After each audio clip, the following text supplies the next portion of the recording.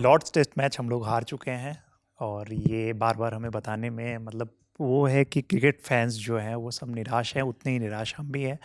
लेकिन उसके बाद जब ये नतीजा आ चुका है कि 22 रन से ये हमारे पक्ष में नहीं आया है, यानी कि अंग्रेज़ों ने हमें हराया है, उस पर बात करने के लिए हमारे साथी रिया हैं जो बताएंगे कि इस टेस्ट मैच को हारने के बाद हमारे कप्तान और फिर इंग्लैंड के कप्तान बेन स्टोक्स की तरफ से क्या क्या बयान आए हैं। तो सबसे पहले शुरुआत हमारे ही कप्तान शुभमन गिल से करते हैं कि क्या उनका रिएक्शन रहा, उन्होंने क्या क्या कारण, कुछ ऐसे कारण बताए हैं जिस वजह से हम लोग ये मैच हार गए। सबसे पहले तो जैसा कि लग रहा था और सारे फैंस जो हैं वो फ़ील कर रहे हैं, वही चीज़ शुभमन गिल ने बोली कि उनको अपनी टीम पर, अपने खिलाड़ियों पर बहुत गर्व है। जिस तरीके से इस मैच में उन्होंने अपना फाइटिंग स्पिरिट दिखाया, वो लड़े जब तक हो सका, आखिरी विकेट तक लड़े। एक समय पर लग रहा था कि मैच पहले ही सेशन के 1.5 घंटे में शायद ख़त्म हो जाएगा, वो मैच आखिरी सेशन तक गया। तो उसके लिए उन्हें अपनी टीम पर गर्व है। लेकिन बेशक भारतीय टीम अगर इस सिचुएशन में पहुँची, इस परिस्थिति में पहुँची जहाँ पर कि आखिर आखिर के बल्लेबाजों को जीत के लिए कोशिश करनी पड़ी या टिके रहने की कोशिश करनी पड़ी, इसका सीधा मतलब ये था कि आपसे मैच में कहीं गलतियां हुई हैं। और शुभमन गिल ने उन्हीं गलतियों के बारे में बताया। सबसे अहम बात जो उन्होंने बोली वो ये थी कि टीम ये सोच रही थी कि पहली पारी में 80 से 100 रन की लीड टीम को चाहिए, क्योंकि हम देखते आ रहे हैं और ये टीम मैनेजमेंट को, खुद कप्तान को भी पता है, जो कि लगातार हर एक मैदान को एनालाइज करते हैं कि लॉर्ड्स के मैदान पर जब चौथी पारी में आप चेस करने के लिए उतरते हैं, तब वहाँ पर 180 से 200 का जो स्कोर होता है वो भी चेस करना आसान मुश्किल नहीं हो होता जाता है। है। तो वो कंडीशंस वो जानते थे। तो हम जानते हैं कि इस मुकाबले में दोनों ही टीमें पहली पहली पारी में दोनों के समान रन थे, किसी तीन को सौ लीड नहीं सतासी मिली। 387 दोनों रन। तो कोई लीड नहीं मिली और ये कहीं ना कहीं नुकसान था, क्योंकि उसके बाद इंग्लैंड तीसरी पारी में बल्लेबाजी करने के लिए आई और फिर जब भारत को चेस करना पड़ा तो उनको थोड़ी मुश्किल हुई। बिल्कुल। तो इसके मतलब जैसा कि आपने शुभमन गिल के बारे में बताया कि वो उन्होंने ये बात बताई कि हम लोग 80 रन पहली पारी के आधार पे कम से कम पीछे रह गए, नहीं तो हम लोग डोमिनेट कर रहे होते।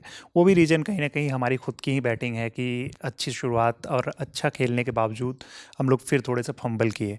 जी हाँ रिया, तो फिर उन्होंने दूसरी इनिंग को लेके भी बात की कि दूसरी इनिंग में भी कोई चूक हुई है।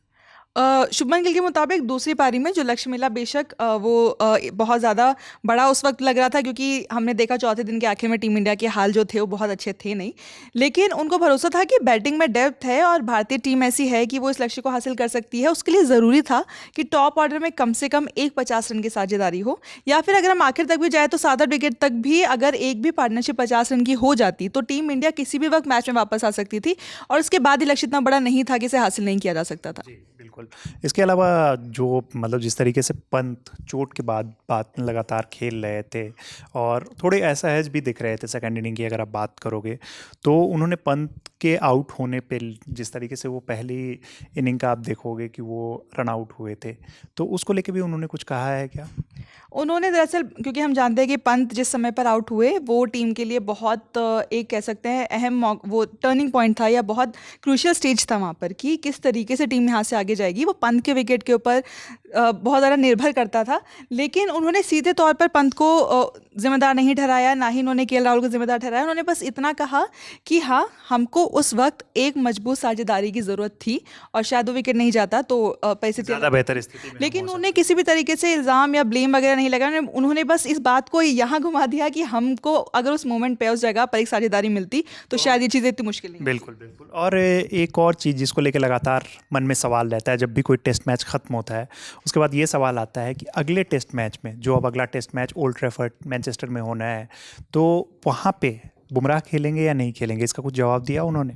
जसप्रीत बुमराह पहले टेस्ट मैच से पहले से ही इस बात को लेकर कभी साफ जवाब नहीं देते हैं कि बुमराह वापस आएंगे या नहीं आएंगे। एक सस्पेंस टीम इंडिया ने बना के रखा हुआ है, मिस्ट्री बना तो के गिल ने रखी क्या हुई कहा? है। और पूछा गया उनसे सवाल, उन्होंने सिर्फ इतना ही कहा कि आपको आने वाले समय में पता लग जाएगा, क्योंकि ब्रेक बहुत लंबा है। अभी मैच खत्म हुआ है 22 तारीख को 22 तारीख, अहमदाबाद मैच है। तो समय बहुत ज़्यादा है। तो हो सकता है टीम इंडिया अब सोचे कि किस तरीके से, क्या कंडीशन है, क्या है, कुछ भी हो सकता है। इसलिए उन्होंने कुछ भी साफ तौर पर नहीं बताया। उन्होंने बस इतना कहा, टीज दे दिया कि आपको आने वाले समय में पता लग जाएगा कि जसप्रीत बुमराह जो है वो मैनचेस्टर का टेस्ट खेलेंगे या नहीं खेलेंगे। जी, बिल्कुल, बिल्कुल। और इसके अलावा हम लोगों ने बेन स्टोक्स को भी देखा कि बेन स्टोक्स भी काफ़ी देर तक बात कर रहे थे। तो बेन स्टोक्स ने क्या-क्या कहा और उन्होंने किन-किन की तारीफ़ की, ज़रा ये भी बताइए?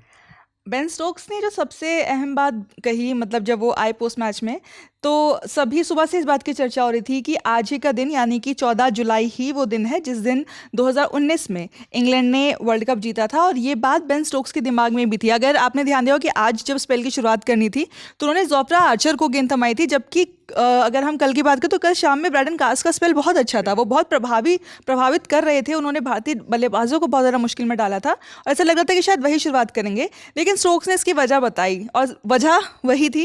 उन्होंने कहा कि 6 साल पहले यहीं पर हमारी जो टीम थी इंग्लैंड ने, उसने वर्ल्ड कप जीता था और उस मैच में आर्चर का रोल बहुत ज़्यादा अहम था। उस मैच के हीरो थे और इसलिए मुझे आज अंदर से फीलिंग आ रही थी, ऐसा लग रहा था कि आज के मैच में भी आर्चर कुछ खास कर सकते हैं।